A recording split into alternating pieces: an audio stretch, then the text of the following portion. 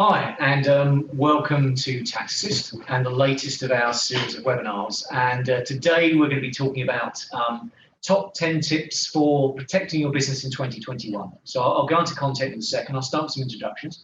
So my name is Darren Moore and I'm Group Commercial Director at Tax Assist. Yeah, and I'm Samantha Skyring and I'm the Group Training and Communications Manager also here at Tax Assist. For those of you who don't know who we are, Tax Assist is a network of accountants across the UK with about 380 locations, and we look after 70,000 something small business clients, and that's really the context of our presentation today, talking about a lot of things that are relevant at the moment for small businesses, and we'll go through various content through the rest of the session. Just a quick disclaimer, anything we talk about today is simply just basic information. We're not giving you detailed advice today. As you'll see from the content, we're going through things pretty quickly, just a bit of an overview. All of these points will hopefully be relevant to you and hopefully be of interest, but they will need to be followed up. And you will need to talk to us or others about a bit more detail behind it perhaps. So just to put that into context, we have to put these disclaimers in because we can't provide specific advice because that's generally around particular circumstances. Just need to explain that at the start. So content for today. It's a bit of an amalgamation of lots of different ideas and lots of different things we're seeing. So we all understand just how difficult times are at the moment. We're in lockdown 3. We're all watching the news. We all know just how upsetting that is and how individuals and businesses are struggling. But we need to move on. We all hope, and fingers crossed, that COVID is something that we will be managing over time. But business does need to move on, and we are, through our network, commonly asked a whole range of questions about things to think about. So today is really a collection of those ideas and those tips and those things that we commonly see asked and we are often helping on. So we hope this is useful. It is a fairly quick run through, as I said earlier. It's just a lot of ideas going through that may resonate, may not, but hopefully some of those will be relevant for you. If you do have any questions, we will have time at the end to go through a bit of question and answers, and both Sam and I will try and help as best we can. So please do come back to us with questions. If there's anything you want us to expand on, doesn't make sense, or you want to talk about further, we'll come back to it at the end. Thanks. Sam. Right, so let's get stuck in. So the first slide that you can see here is how do we start 2021 right? So the first step I always think is it's best to look at, well, what happened last year? What worked well in your business? What worked okay? What didn't work? Okay. Now, even more so based on 2020 and the year that presented, we really need to be careful to look at within our business what COVID impact had. Because obviously going forward, fingers crossed, at some point this year, COVID will hopefully seem a bit more of a distant memory. Things start get back to normal. So what we need to do is you need to start analysing last year how it went. What did the business do well? What can you learn from that? What can you change your business going forward to continue with those successes? But also, it's never nice to look at what didn't work well, and it can be a little bit disheartening, but you still have to understand what went wrong and why it went wrong. And analyse that to see, what changes you can make to prevent that from happening in future years. But also make sure that you're distinguishing between, if things didn't go well, was it because something within the business didn't go well, or was it because it was COVID related? You have to sort of have that distinguished, because at the end of the day, hopefully going forward, COVID won't be a thing.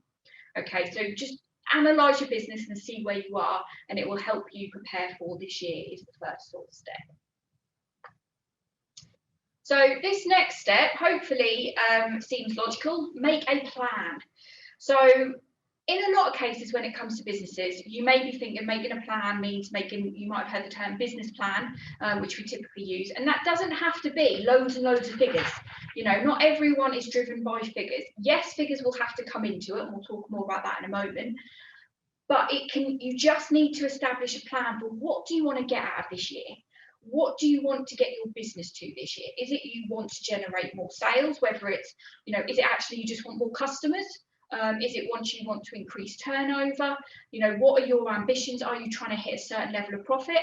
Are you trying to restructure? Do you want to branch out into a new sector? Make sure you understand what your plan is, because if you don't know exactly what your plan is, you won't get there. Okay, so it's just about coming together and figuring out exactly what you want to do in 2021. Okay. Now, this next step, map out your future. So what we're talking about here is if once you've created your plan, you then need to figure out how are you going to achieve that plan.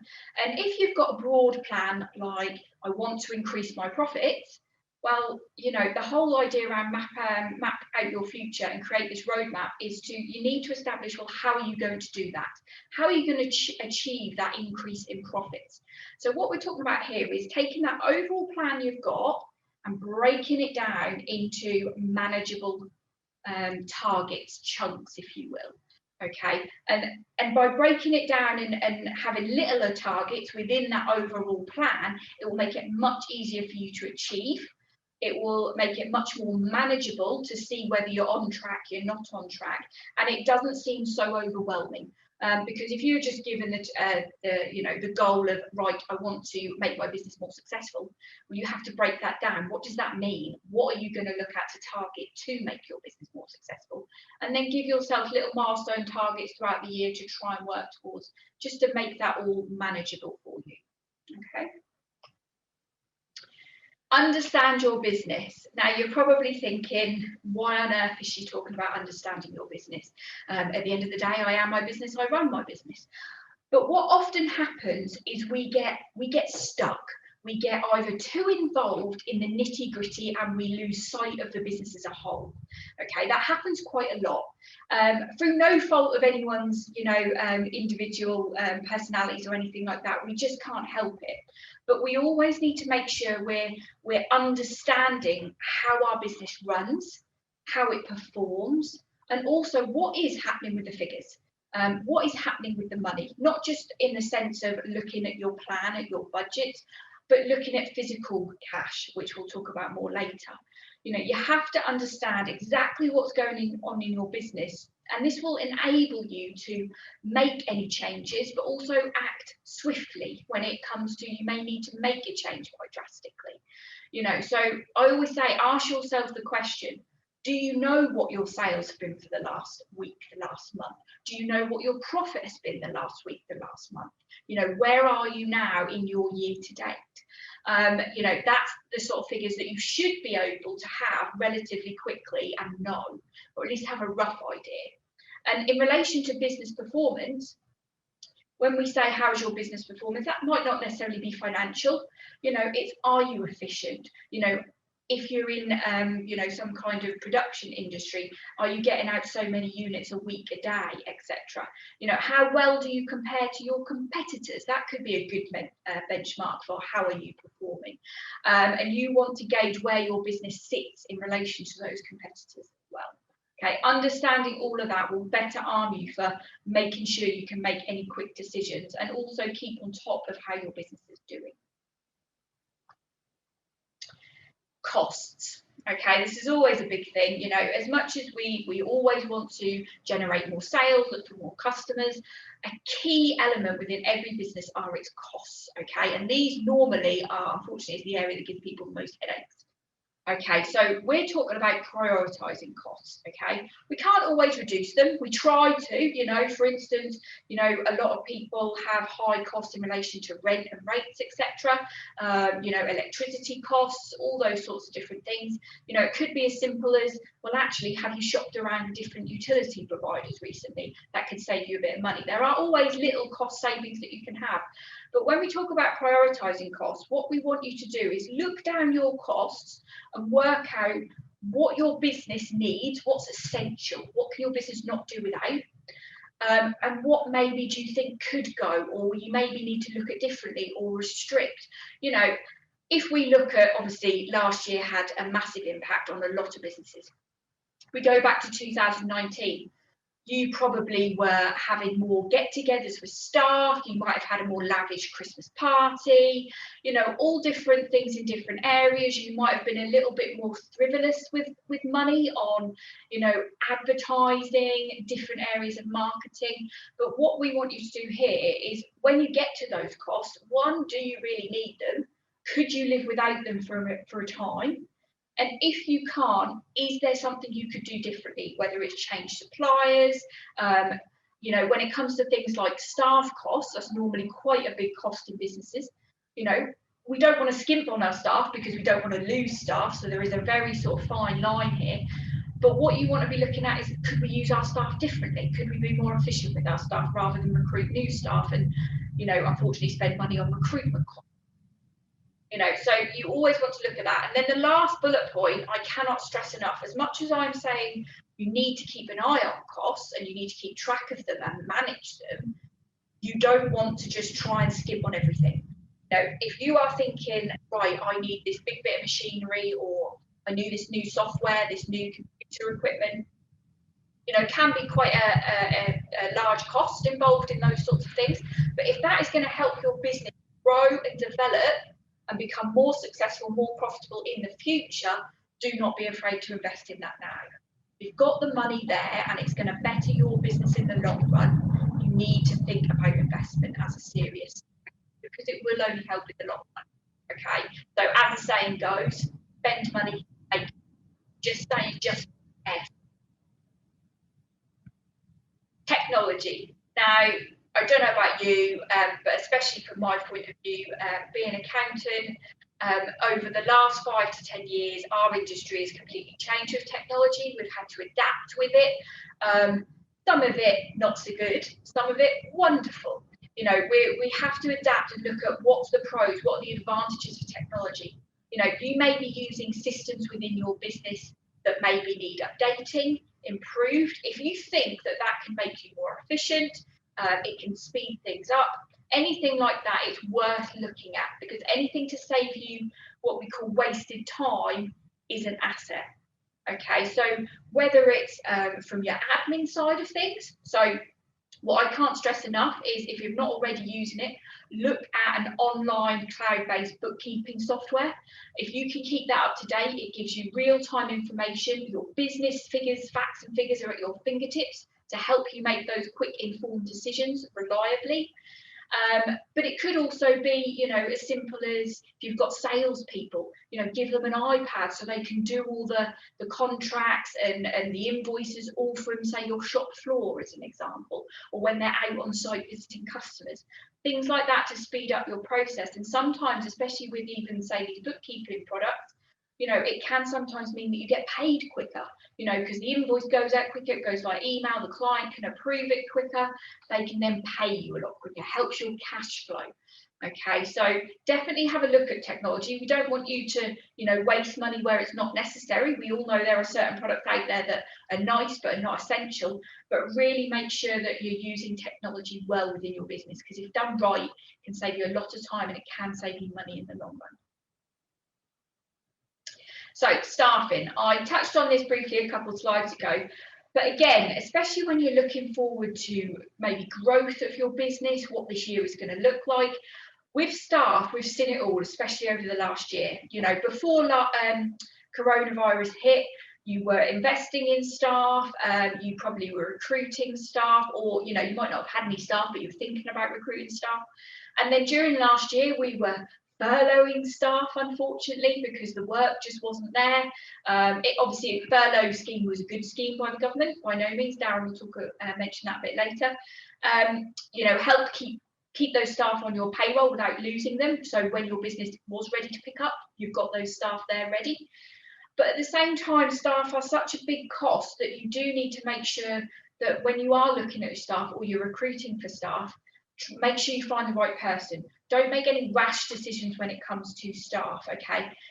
It's never easy, you know. We've all gone through CVs, potentially hired people that looked great and maybe it didn't work out. And stuff like that, unfortunately, will always still happen. But it's about being proactive, and when you get new staff members, have a proper induction program. Assess how they're doing, you know, within probationary periods, etc. So that if things aren't right, you've got the mechanisms to let them go, okay, and you're not going to waste further money. Where possible, try and explore new areas for recruitment. Social media nowadays is huge, so if you don't have to, try not go to recruitment agencies that are going to charge you for it. Try those free avenues first and see how you get on. If obviously that doesn't work, then by all means explore the recruitment agencies and everything else and see how you get on. You know, find the right area to find staff based on the skill set that you want. Okay, and don't be afraid to look at the staff that you have as well. Could they do things differently? Could they be more efficient if they had better technology and things like that? You know, so look at all those different areas to see how you can get your workforce to better suit you and your business without hopefully spending too much more money. But again, as I said earlier, when we're talking about getting new equipment, investing in the future, don't forget to invest in your staff. There's nothing more costly than having a good staff member and them leaving you for slightly more money. Okay. You know, there's ways to negotiate things and deal with staff, you know, not necessarily always to do with money. It could be other aspects of the job that maybe aren't quite right. You could be a bit more flexible, for instance, to help retain that staff member. And retaining staff is a lot cheaper than recruiting, training up new staff. So always look after the staff you've got. Okay. And then lastly, I just wanted to talk about budget. So we touched on a business plan and looking at not just, you know, making a goal for your business, what you want to achieve this year. And he obviously said that that plan doesn't necessarily have to be, you know, all figures, and it doesn't, absolutely not. But this is where budgets come in. So budgets are figures. So what you should be looking at is looking at, well, how was my business done last year? What do I want to do with my business this year? And start looking at what you think your sales are going to be. But always you have to be realistic. Okay, and you're always best to be prudent with your budget. What is reasonable? What is reliable? What do I think I am going to be able to achieve? Okay, you still want to always stretch yourself a little bit because you want to have something to aim for and strive for, but it should be realistic in that if you do well, you could successfully reach that target.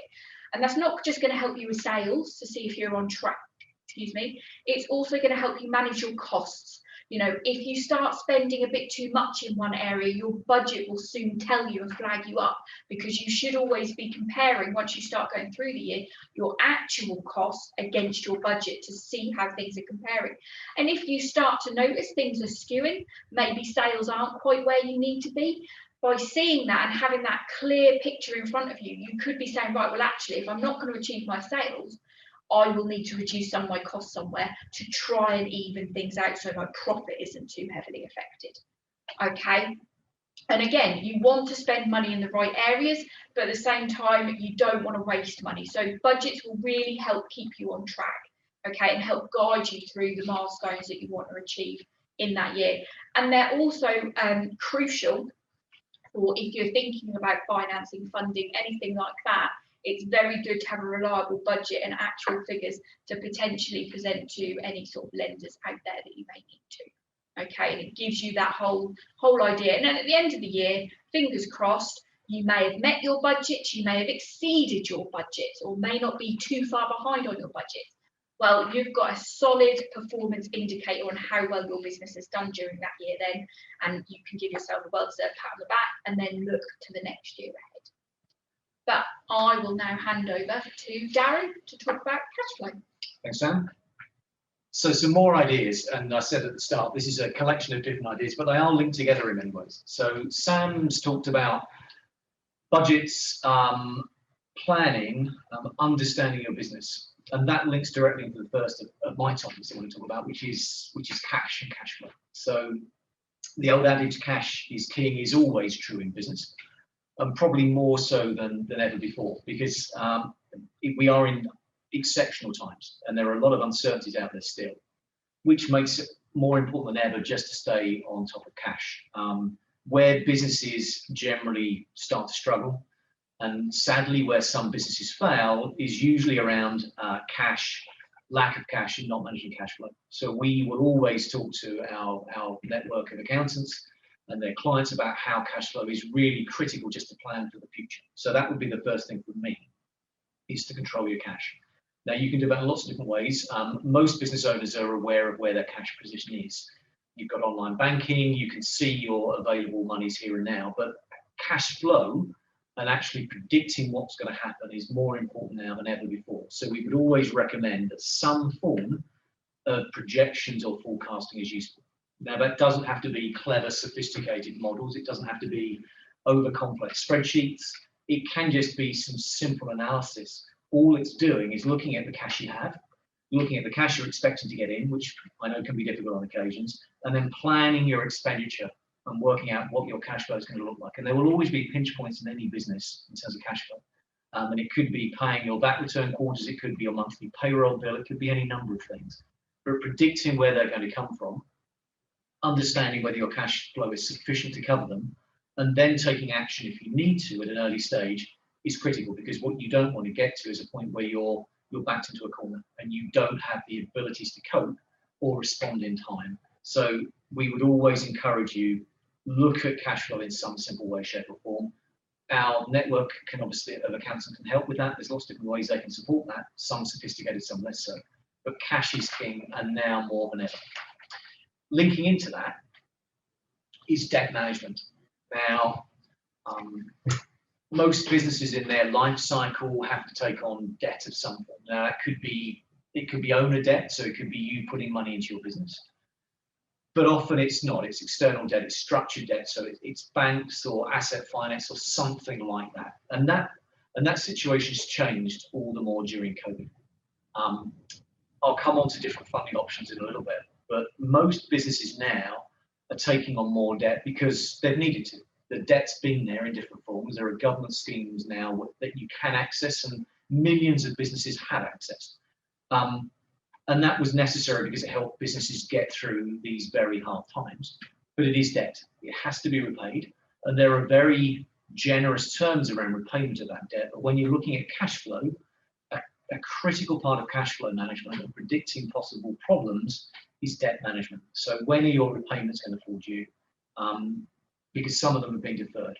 Have you got the cash flow ready to repay those debts? Do you need to talk to those funders in an early stage just to explain that those debts may need a bit of management because you might struggle? And all debts have a cost. The reality is that there's an interest cost attached. So Sam was talking about cost management earlier on. Interest is a cost. We're in a fortunate position in a very difficult world where interest rates are at historically low levels. So actually the cost of finance is historically very, very low, but it is still a cost. So managing debt from a cash flow point of view and managing it from an interest cost perspective, both really important, particularly now. Okay, so third point from me, I'm an accountant by background, so I've been talking about tax pretty much all my career. And we're all individuals and business owners, and none of us like paying tax. That's a fact of life. Nobody likes paying tax, but it's part and parcel of what we have to do. And none of us want to pay more than the right amount of tax, but we have to manage it. So there's a few things to think about on the tax side. First thing is going back to cash flow planning, understand your liabilities. Now, those liabilities could be at a personal level, they could be at a business level, you could be a sole trader or self-employed, you could be a company. But those tax liabilities, if you're making profits, will need to be planned. And actually, if you're making losses, you need to think about that as well, because what we're likely to see through this crisis, lots of very good profitable businesses that have paid tax on those profits for years and years will potentially be making either lower profits or maybe losses. Now, yes, understanding your liabilities is important because you want to plan for the payment about it and understand it as soon as you can. But actually, some of you might be loss making, and those losses can be used in different ways depending on your structure. Now, I won't go into detail because that's a whole separate seminar. But if you're a sole trader, you might be able to offset losses against other income. If you're a company, you might be able to carry back losses. There might be ways you can use those losses. So our advice would be understand your tax position at an early stage. Now, that could be you just doing some quick analysis with your accountant. It could be getting your accounts, your year-end accounts done early. The natural temptation is to push back these things, and we understand that. But actually, it's probably more important now to understand where you are. So sometimes quantifying it and planning it can help, particularly if there are losses that you can use. So step one, understand your liabilities, understand your position. Step two is to reduce your liabilities. Now, there is no magic wand out there for removing tax liabilities, sadly, but there are ways to plan for your tax liabilities and there are ways to reduce them. So there are allowable, eligible expenditure for tax purposes that can be planned for and timed in the right way depending on when your year end is. And there are things you can do to perhaps reduce tax liabilities. So for example, you might want to, if you're an individual, you might want to pay pension contributions at the right time. that will give you tax relief at different rates depending on what your income is. I won't go into specifics, but there are always ways to reduce your liabilities. Some might make sense, some may not. But again, from a planning point of view, managing liabilities, working out how you're going to pay your liabilities, and reducing your liabilities. So that's probably worth a conversation with your accountant, just talking about things that may be relevant for you. And the third point on my slide is to plan for that payment. As I've talked about, cash flow is critical. Two reasons for talking about planning. Firstly is, yes, you need to factor it into your cash flow. The second point is, now, because of the situation we're now in, HMRC, UK tax authorities, have got probably more generous payment arrangements than we've ever seen in our careers. And they've needed to do that because they want to try and support businesses, support individuals, help them find a way to pay in a managed way. So there are what are called time to pay arrangements for individuals. There are also more generous views around businesses paying tax as well, and companies paying tax. So again, a conversation with your accountant, but that tax liability needs to be understood, it needs to be planned, it needs to be timed, but there may be ways that you can talk to HMRC yourself or through your accountant to help you spread those payments so they don't land in one go. So that's worth thinking about. Again, it's a conversation with your accountants, it depends on your circumstances, but tax now is important, but it's probably in many ways more flexible than ever. So our advice would be to get some ideas and to get some planning done with your accountant in terms of what to do at a personal level and at a business level, because there are opportunities. I talked earlier about debt, and I talked about managing cash flow. And I think it's safe to say that the funding world is completely up in the air at the moment. The traditional bank lending models and some of the government schemes that were once upon there and some of the government protection that were once there have all changed. And it's a question we get asked pretty much every day about funding, what's available, how are things changing. And the banks are understandably more cautious because of circumstances, but there are now different options because of what's happened. So when you're thinking about your cash flow, one of those options may be to look at funding. Now, we don't want to encourage businesses to go out there and take on huge amounts of debt because, as I said earlier, it's got to be repaid. But there are different options available now. And it may be worthwhile looking at some of those. And I'll just run through the different options that we see. So bank funding is harder. And bank funding could be overdrafts, it could be structured loans, it could be asset finance, it could be any number of things. Bank funding is more difficult. We would still encourage businesses to talk to their banks. Banks don't like surprises. So it's always good to keep them informed. And there may be options they can present to you because they are trying to respond and support their customers. So step one is to look at bank funding still, because there are some opportunities out there, but it is harder. What is definitely worth doing, and most of you would have almost certainly done this anyway, or certainly looked at it, is look at some of the government schemes that are being put in place around COVID. Now, I've mentioned the two main schemes there, bounce back loans and business interruption loans. Now, I'm not going to go through the qualifying details of those. If you want more information, if you have a look at our website, we'll come back to our website details at the end. We've got detailed pages on all of these different funding options that you can look at. If you've not looked at those loans, at the moment, the window of opportunity is still there. They're available till the 31st of March. That may be extended, perhaps. It's already been extended once. But it is worth looking at. They are debt, of course, but they are advantageous debt in that they're very, very friendly, if you like, rates of interest and repayment terms, far more than you would have seen pre-COVID, because they're all designed to try to help businesses survive. So do look at those if you need to. And also look at grants. We've seen a huge number of different support schemes come through during COVID. And we've been communicating with those regularly. I'll come on to that as my final slide in a second. But there are grants out there because, again, the government does want to support businesses. And we've seen a raft of these grants come out in recent times. The key to those grants is really understanding what applies to you, because increasingly they're sector specific or they're geographically specific.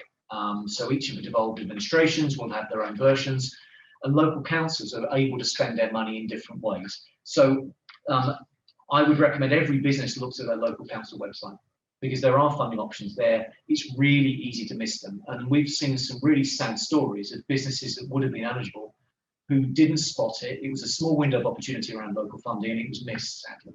So do look at your local websites. There's some really good information around funding, and it is changing almost day by day. And the final point up there is other schemes to support costs. Sam's talked about costs. The job retention scheme, furloughing scheme, is probably the biggest one of those. It's worth just looking at that. I suspect you would have done already, but those schemes are hugely beneficial, of course. So just keep an eye on schemes. But I'll come back to some of those changing schemes in a second. So final slide from me. Keep up to date. Why do I say that? We've been supporting via our network our 70+ thousand clients for the last 12 months. We have sent out literally millions of emails, huge numbers of updates on everything that's been happening. And I've been an accountant for 25 years plus. And I've never seen anything like the volume of change that's come through over the last 12 months, completely unprecedented in these exceptional times. It's incredibly hard for us to stay up to speed, and we are literally seeing updates every day. If it's hard for us, we know it's really tough for you. We're working very, very hard through our different channels to try to keep you up to date. And hopefully, if there are clients out there, you've appreciated that. We've sent a huge amount of information out to try to explain how these different schemes work, but they're still coming. So on the slide, we've got the details of our website, our Knowledge Hub, and I mentioned this earlier in terms of funding options, but there's a lot more there besides. So do have a look at that, and do keep talking to your accountant and keep looking at that site. We will keep it updated every day. There's more coming. There will be more COVID support inevitably because we're still in lockdown, so the government will have to respond. There's ever more speculation around changes. And going back to the tax point, we've got a budget coming up on the 3rd of March. Huge speculation about what may change there. We will see in just over a month's time. But do stay in touch because the world is changing. The government is trying to respond to that change, and that's putting pressure on businesses and individuals to spot opportunity to stay up to speed. And we're trying to do all we can to help with that. So do try and work with us, talk to us, look at our sites, and we'll do our best to keep communicating. Right, so obviously a lot of information there. I appreciate we're just sort of trying to point you in the right direction. So let's just bring all this together. So our 10 top tips. So number 1, review your last year. Look at how your business did, what went well, what didn't, and also, try and separate what impact COVID had on last year. Number 2, create an update, whether it's a business plan or just a general plan of what you want your business to achieve in 2021. Break that down as well. Create your roadmap. Sorry, that's number 4. Understand where you're going. Prepare your budgets and cash flow. Again, understand those figures. Where is the money going to be spent? Where is the cash? Have I got the money to spend? Can I pay my debts, my liabilities, my staff? What money is going to be coming in? Understanding your business. That is key. Make sure you know what is happening with your business, with the figures, with production, with sales, all those key elements of your business. Do you understand and know what is happening with your business and how it's performing? Use technology. Again, we don't want to waste time on useless technology, but we do want to embrace the good technology. Can you be more efficient? Can it speed things up? Does it give you your information at your fingertips? Look at all those elements. Staff. Are you using your staff correctly? Are they efficient? Do you need to recruit? What ways are you going to recruit those staff members? Look at that. In the current situation, do we need to furlough staff to help with costs? As Darren has just said, funding. If something's available and you need help, look at funding that's available in your areas. Managing your debts. If you have got debts or you look to potentially incur debts to help you through the next 3 months or the prior year, make sure you understand that they're going to have to be repaid. There is a cost to having those debts in the form of interest. That all needs to be factored into your cash flows and your budgets. And then lastly, managing your taxes. As Darren said, as much as we would love to wave a magic wand and reduce all tax liabilities, it's never going to happen in a million years. So what we need to do is we need to understand what our taxes are going to be. What is the cost? What's the liability? Is there any way we can reduce those liabilities with careful planning? And then, do we know when they have to be paid? Have we got the physical money? If we can't, have we explored options of what we're going to do using HMRC's time to pay arrangements and things like that? So it's just about understanding the mechanics. You know, so in a nutshell, they are our 10 top tips. Now, appreciate we've just kind of led you in. You know, I've no doubt we'll be releasing more information on these topics to our website over the coming weeks and months. So do keep an eye out. Thanks, Sam. That's absolutely right. We will be releasing more. We have covered a lot, we know that, and we apologise for what was a fairly quick run through, but we wanted to give you a range of different ideas that may be relevant for you this year. And we would encourage every business to start planning for the year. We know there's uncertainty, we know it's tough out there, but well-prepared businesses will be the ones that come through it and hopefully flourish on the other side, and we will get to the other side. So we hope there's something in there that has been useful for you, but there will be more information to come, as Sam says. We are here to help. A number of you will be clients, so please do keep talking to your taxist accountant. For those that aren't, we are here to help you. Our taxist accountants are all briefed on these topics. They're all ready and waiting to help business owners and individuals as they need to. We do offer free initial meetings. Obviously, they can be remote meetings in current climate, given everything that's happening in lockdown. But we'd be happy to talk to you and go through any of these topics. So please do contact us if you need to. And we will stay open for business. We've taken a lot of pride from the fact that through lockdowns 1, 2, and 3, we have stayed open. We have been contactable as a network. We have looked after our clients. And we feel we've done as good a job as we could have done in terms of keeping them informed in what is a very fast-paced and changing world. But do come and talk to us, because we are keen to go through these topics with you if that helps you, as I say. So I think that's us done. We have slightly overrun, so apologies for that. So what we'll do is we'll stop there. If there are questions, we will come back to you. So please leave that with us. We won't ignore you. We will come back and answer them as best we can. If anyone watching this, either live or through our recording subsequently, has any questions, then please do come back to us and we're happy to help. As I say, we've covered an awful lot of ground, but we will try and support you as best we can. And we will keep these webinars running. We're not sadly out of the woods yet. There's still a way to go. We hope there's a bit of light at the end of the tunnel, but the one thing we've learned over the last year is that there will always be change, and we'll do our best to keep you informed. So thank you for joining us. Nothing else from me, Sam? No, just a big thank you for listening. And as Darren said, we are here to help you. These are very sort of scary times, very unprecedented, and we want to help and support and ensure that you get through this. And we also see it through and look forward to a prosperous future. So thank you for watching. We appreciate your time. Please do stay safe, and we hope to see you soon. Thank you.